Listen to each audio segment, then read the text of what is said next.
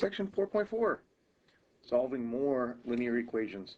What we're going to have here are equations that are a little bit more complicated and require a little bit more work to solve. So let me show you what I mean. We might have equations like this.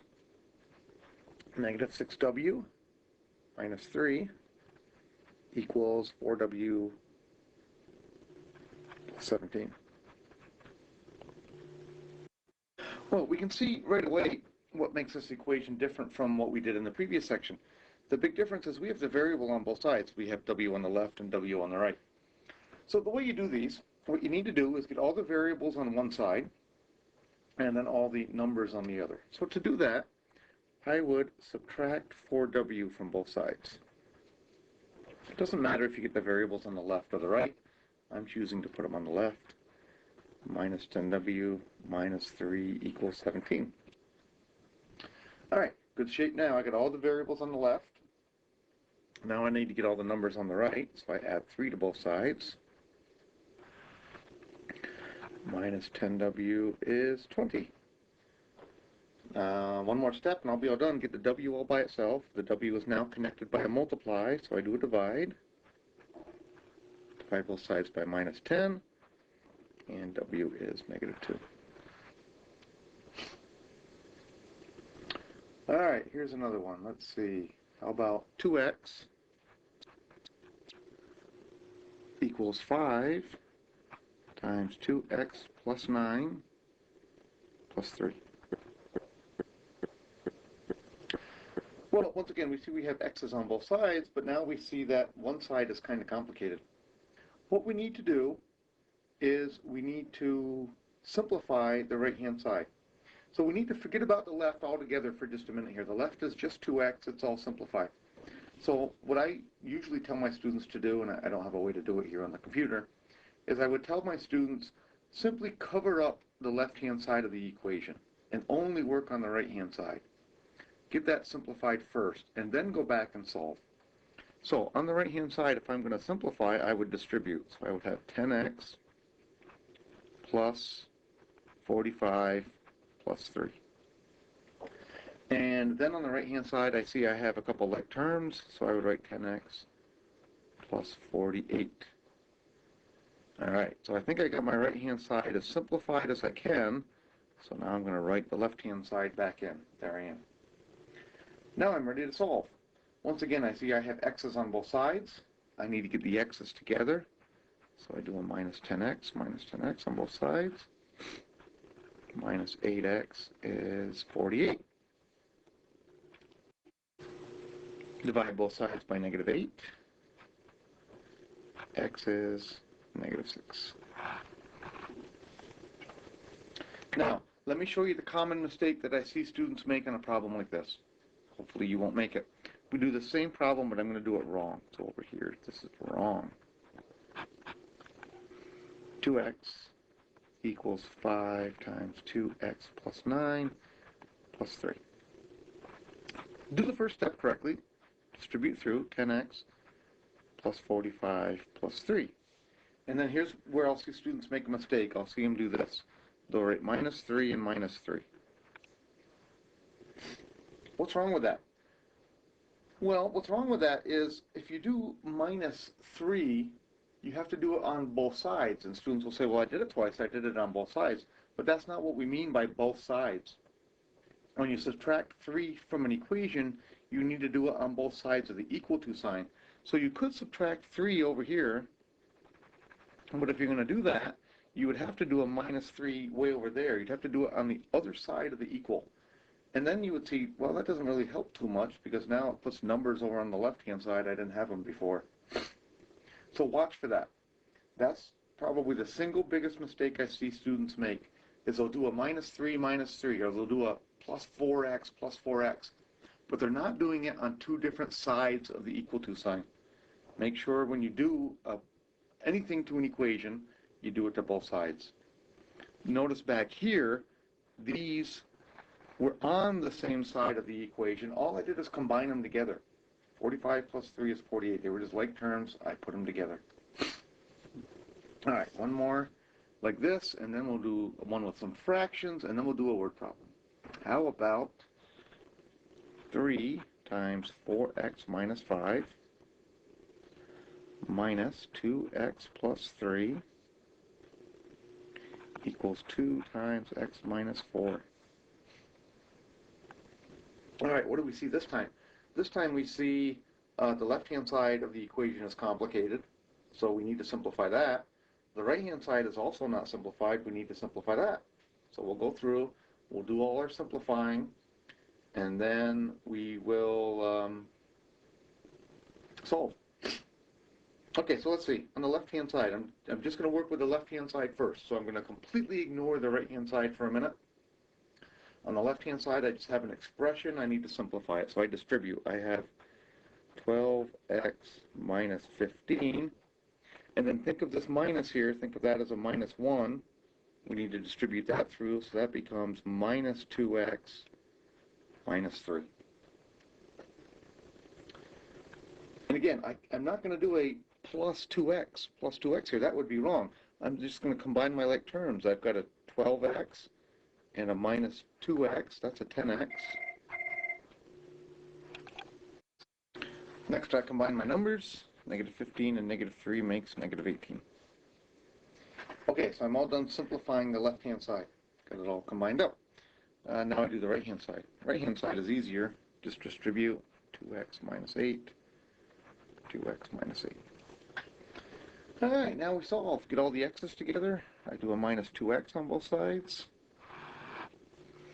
8x minus 18 is negative 8. Add 18 to both sides. 8x is 10. So divide both sides by 8, and I get x is 10 over 8, which of course I can reduce by 2 to be 5/4. All right, now let's take a look at a couple problems that have some fractions in them. I'm looking at 3/8 t equals 5/6 t minus a quarter. Okay, so I talked a little bit about problems with fractions in the last section. What you want to do, the best way to go is to find the common denominator. I look at all my fractions. I got an 8, a 6, and a 4. A common denominator for 8 and 6 and 4 would be 24.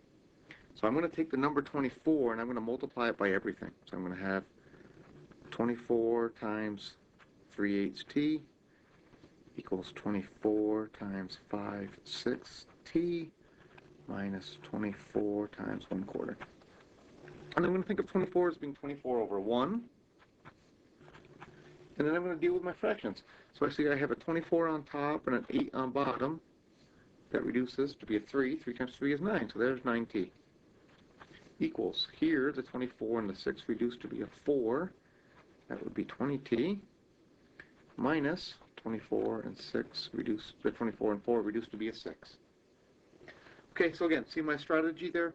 The strategy is find a common denominator, multiply everything by the common denominator, and then the beauty is all the fractions go away.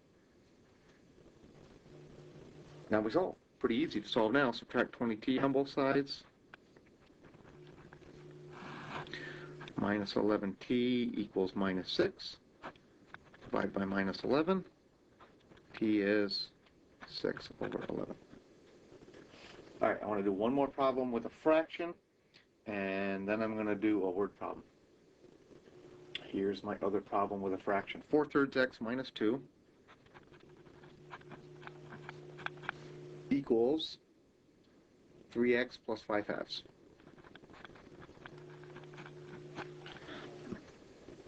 Again, I look at my fractions. I've got a 3 and a 2 down on my bottoms. It makes my common denominator a 6. So I multiply everything by 6. And let me point out a mistake here. I take 6 times 4/3 x minus 6 times 2. And that 6 right there will quite often be forgotten. Remember that we're multiplying everything by 6. It doesn't matter if it's a fraction or not. Everything needs to be multiplied by 6. 6 times 3x plus 6 times 5 halves. When you multiply an equation by a number, you have to do it everywhere. And that's a common mistake students will make. Again, I think of these 6's here as 6 over 1's. 6 and 3 reduces to be a 2, so I have 8x minus 12 equals 18x plus 6 and 2 reduced to be a 3, 15. All right, now again, I've reduced it down to be a pretty simple equation. I can go ahead and solve. Subtract the 18x on both sides. Minus 10x minus 12 is 15. Add 12 to both sides to get rid of the minus 12. Minus 10x is 27. Divide by negative 10. X is, okay, you could write your answer as negative 27 over 10. Or for this one, you could write it as a decimal, negative 2.7. What I would say about decimals is most of the time don't write decimals. Leave as fractions. This example back here up above where I got t as 6 over 11, don't write that one as a decimal because you're going to have to round it off. 6 over 11 is a decimal that goes on forever and ever and ever. That one you should just leave your answer as a fraction. If your fraction, you type it in and you get a division and it comes out to be a decimal number that stops, then it's okay to give me the answer as a decimal. But otherwise, All right, here's the word problem I want to look at. I'm on page 210 of your book. Martha Stewart went to prison for selling nearly 4,000 shares of Imclone System stock because she had inside information that the company was about to announce bad news that would result in the stock's value plummeting. Surprisingly, the value of a share of Martha Stewart's own stock, Living on the Media stock, increased about $3.36 per month after she was sentenced. The value of the stock was $8.16 just before she was sentenced. Let V be the value in dollars of a share of the stock at time T since Stewart was sentenced. Part A, find an equation of a model to describe the situation. All right, well, what do we know? We know that the stock increased by $3.36 per month. Okay, so we got dollars per month there. That should tell us that's a ratio. Per is a fraction word. Dollars per month, that's a ratio. So there's our slope. So our slope of our equation is 336. And our starting value was 816. That's our y-intercept. So I think we can write our equation now. leave your answers as fractions. Fractions are fine.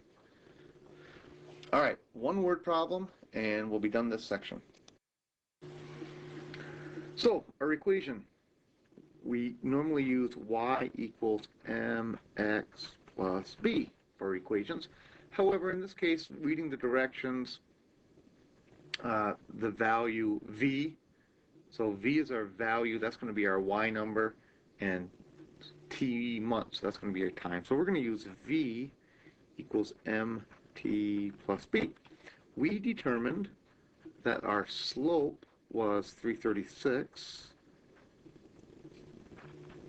plus our y-intercept was 816. So there's our answer for part A. Part B. Estimate the value of the stock 3 months after sentencing. So they're giving us a time number there. They're telling us time is 3 months. So all we're going to do is plug time equals 3 in and see what we get. V equals 3.36 times 3 plus 8.16. I grab my calculator. 3.36 times 3 plus 8.16. My calculator tells me the answer is 18.24. So, 3 months after she was sentenced, which is right about when she went to prison, her stock had gone up. It was now worth $18.24. Part C, estimate the value estimate when the value reached 28.32. This time they're giving us a V number. They're giving us money. Value is 28.32, and we want to find T. So I go back up to that equation in part A, and I plug that in. 28.32 equals 3.36t plus 8.16. Subtract 8.16 on both sides to get all my numbers together. Decimals really shouldn't worry you when you have an equation because, of course, you can use your calculator. Your calculator is very good with decimals. This is 20.16 equals 3.36t. Divide by the 3.36. T is 6 months. So 6 months after she was sentenced, the value of her stock had risen all the way up to $28.32.